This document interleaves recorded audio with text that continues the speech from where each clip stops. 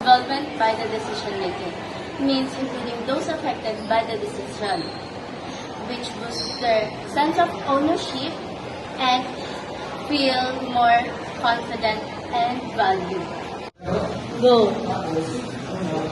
Parang ikaw as yung bida, ikaw pipili ng ikaw yung lahat ng pag-decision.